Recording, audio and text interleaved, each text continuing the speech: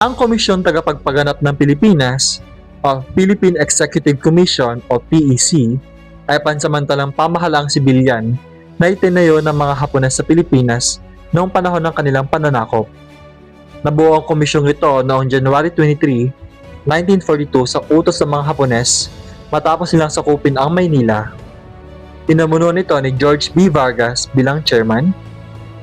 Layunin nitong ipakita na may sariling pamahalaan ang Pilipino kahit kontrolado ito ng mga Hapones. Ang mga miyembro ay pawang mga kilalang Pilipino na hinirang ng mga Hapones upang mamahala sa ilalim ng kanilang patnubay. Nagsilbi itong transitional na gobyerno hanggang maitayo ang formal na Second Philippine Republic sa ilalim ni Jose P. Laurel taong 1943. Ang Komisyon Tagapagpaganap ng Pilipinas ay hindi tunay na malayang pamahalaan.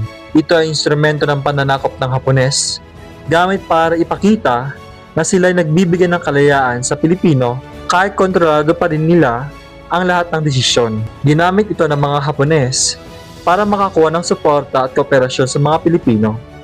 Gayunpaman, maraming Pilipino ang hindi naniwala dito at patuloy na lumaban sa pamamagitan ng kilosang gerilya. Maraming salamat po sa panonood. Huwag kalilimutang i-like ang video at mag-subscribe sa ating YouTube channel. Thank you!